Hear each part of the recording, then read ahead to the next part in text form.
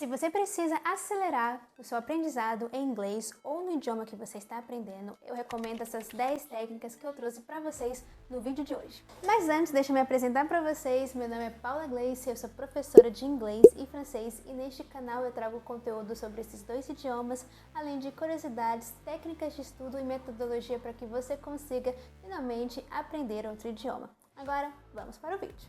A primeira técnica que eu trago para você é a Spaced Repetition. Você provavelmente intuitivamente já utilizou essa técnica antes. Ela consiste em você revisar o conteúdo que você aprendeu no momento certo antes que você esqueça.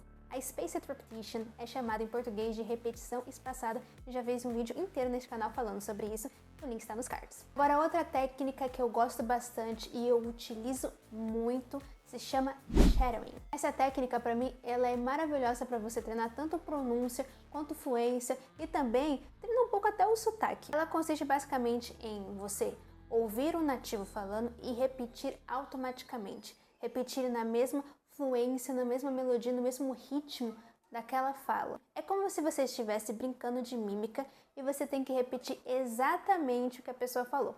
Eu gosto muito dessa técnica porque ela se assemelha ao modo natural com o qual a gente aprende. Afinal, quando a gente é criança, nossos pais sempre estão falando com a gente e a gente tem uma tendência de repetir aquilo que a gente escuta. É claro que como adultos a gente não pode colocar todo o aprendizado somente no shadowing, mas eu acho que é uma maneira muito divertida e criativa de iniciar o seu processo de aprendizado e reconhecimento de outra língua.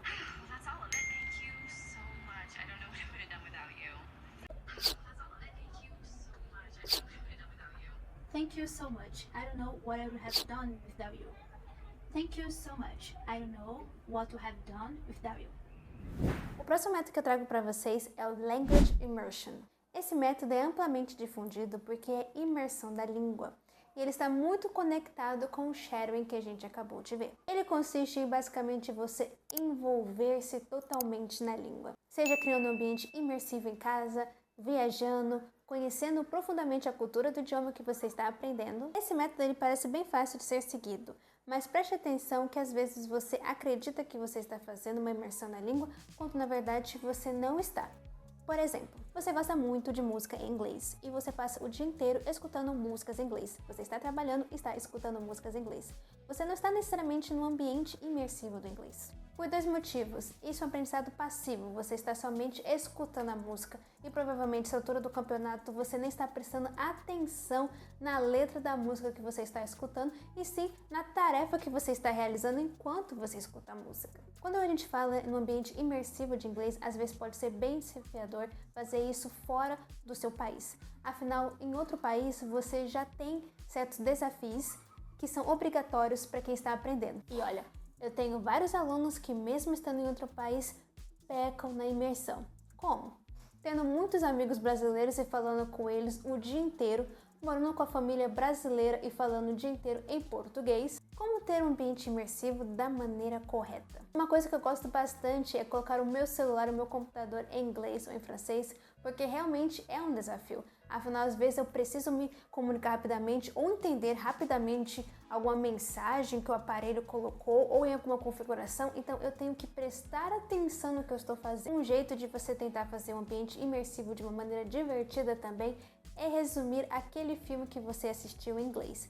Se você assistiu o filme e tenta explicar para um amigo, talvez através de um áudio do WhatsApp ou conversa, significa que você pelo menos entendeu o contexto daquele filme. O próximo é o Comprehensible Input. O que é isso? E eu gostava muito de aprender dessa maneira.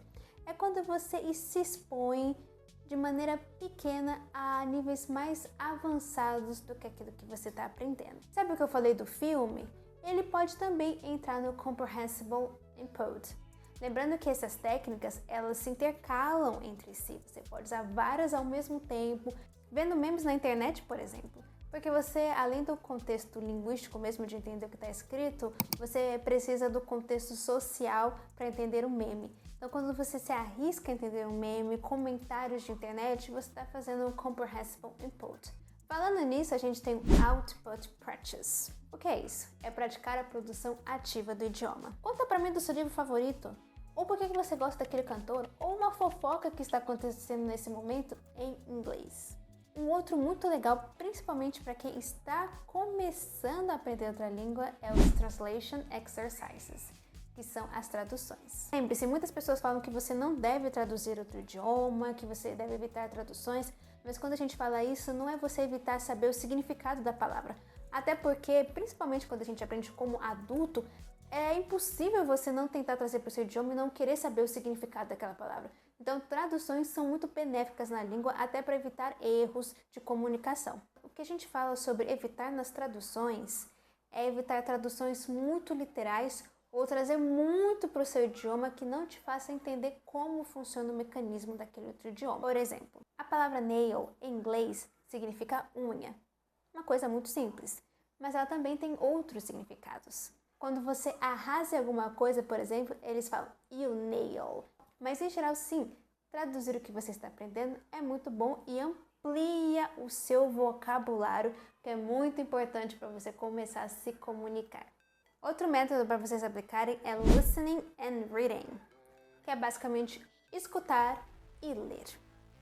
Às vezes, só escutando não é muito o suficiente, não é verdade? E só lendo também não, porque você vai ler e você não sabe como pronuncia. Eu adoro aprender lendo enquanto eu escuto. Um ótimo exercício que você pode fazer é assistir filmes em inglês com legenda em inglês e também procurar entrevistas transcriptadas na internet, ou seja, alguém escreveu a entrevista e você pode acompanhar os famosos falando e lendo ao mesmo tempo. Isso ajuda meu francês. Eu fazia isso muito com o francês, lendo ao mesmo tempo. Eu aprendi o vocabulário, eu aprendi a maneira com que eles falam, eu aprendi a estrutura de frase, então é um baita exercício você unir o que você está escutando com o que você está lendo. E hoje em dia com a internet isso facilita muito. Falando em estrutura de frase, tem um outro método, principalmente para aqueles que têm dificuldade com gramática. Ele se chama Grammar Drills. Essa técnica consiste basicamente em você focar em regras gramaticais específicas e fazer exercícios sobre aquilo. É muito legal para quem está começando a aprender e ainda tem dúvida, por exemplo, a diferença entre Present Perfect e Simple Past. Então, primeiro você entende o que é o Present Perfect e faz exercícios só sobre o Present Perfect. Depois faz exercícios só sobre Simple Past, que gramática significa estrutura de língua, ou seja, você vai saber estruturar bem uma frase e se comunicar muito melhor e pode até aumentar a sua confiança. Às vezes você já quer se jogar de cara na conversação, quando na verdade você está precisando de gramática para poder formar uma frase e aí sim conversar da maneira que você está querendo. Outro que eu adoro é o role playing. Esse daí me lembra da minha época de teatro, porque é basicamente você interpretar papéis para poder praticar outra língua. Então você simula situações do cotidiano, como por exemplo, ir a um restaurante, fazer uma viagem, pedir alguma coisa. Como você falaria isso em inglês? Eu nem preciso falar que eu faço muito isso durante as minhas aulas, não é verdade? E por último, temos esse método com este nome aqui. Esse método ele consiste em você criar associações através das suas memórias. Então é o famoso aprender por associação. Alguém aponta esse objeto para você e fala a bottle of water. Mesmo que você não saiba o que significa, você vai associar isso daqui a esse som, a bottle of water.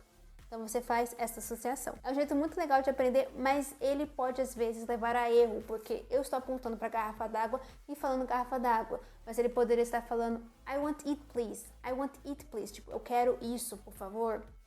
Poderia estar falando qualquer coisa. Então é importante fazer a associação junto com os outros métodos para que não haja erros. E claro, se a gente fazer esses erros, não é o fim do mundo. Cometer erros é completamente normal, principalmente durante o aprendizado. E significa que você está se encaminhando para a fluência sim, porque você está se arriscando. Cometer erros é se arriscar é aprender e evoluir. Eu espero que você tenha gostado desse vídeo. Deixa seu like, comenta alguma coisa, nem que seja um emoji. Isso ajuda bastante o canal a crescer. Falando em canal crescer, se inscreva nele, por favor.